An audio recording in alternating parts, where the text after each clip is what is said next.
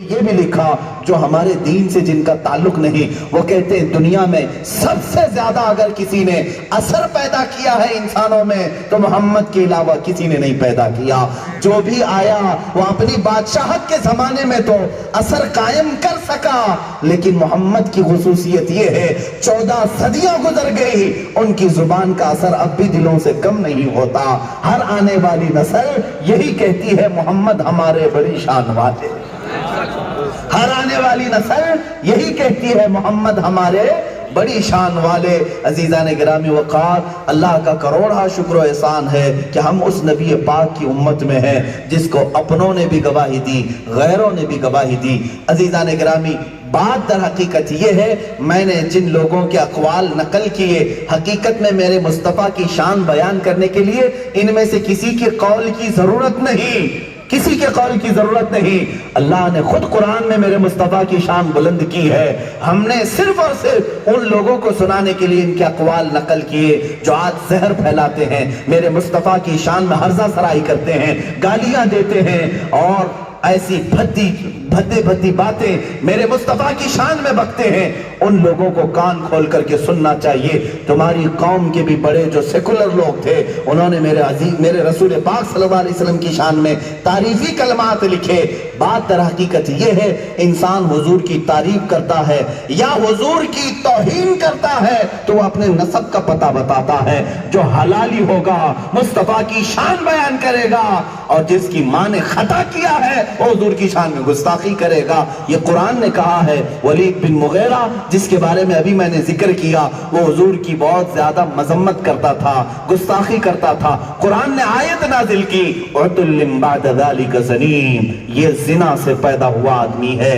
جب اس کی بات مکہ میں مشہور ہو گئی، ولید بن مغیرہ کو زنا کی اولاد کہا گیا۔ وہ اپنی ماں کو آ کر کے پکڑ کر پوچھا، اب تک تو میرا باپ مغیرہ تھا، میں مشہور یہی تھا، سچ بتا محمد کے ہاں جو آیت آتی ہے اس میں تو مجھے کہا گیا ہے زنا سے پیدا ہوا۔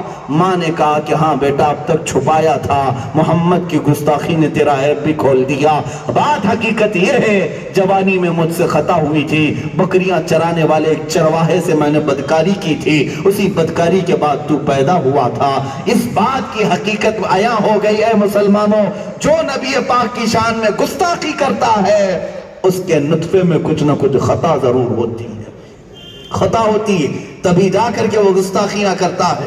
اب شان مصطفیٰ کے لیے ہمیں غیروں کی کسی بات کو نقل کرنے کی بھی ضرورت نہیں، اسی لیے میں نے شروع میں ہی پڑھا، تو کسی کے گھٹائے سے نہ گھٹا ہے نہ گھٹے گا، جب بڑھائے تجھے اللہ تعالیٰ تیرا، رہے گا یوں ہی چرچا ان کا، رہے گا یوں ہی ان کا چرچا رہے گا۔ پڑے خاک ہو جائیں جل جانے والے، خاک ہو جائیں عدو جل کر مگر ہم تو رضا، دم میں جب تک دم ہے ذکر ان کا سناتے جائیں گے، حشر تک ڈالیں گے ہم پیدائش مولا کی دھوم، مثل فارس نجد کے قلعے گراتے جائیں گے۔ جنہوں نے حضور کو گالیاں دی تھی، ابو لہب آیا اور کہا محمد کی نسل کٹ گئی، اب ان کے اولاد نہیں رہ گئی۔ 3 حضور کے بیٹے تھے، تینوں بچپن میں انتقال کر گئے۔ اولاد یعنی مردوں سے چلتی ہے، لوگوں کا یہ عام تصور ہے، بیٹوں سے یہ وراثت چلتی ہے، نسل چلتی ہے۔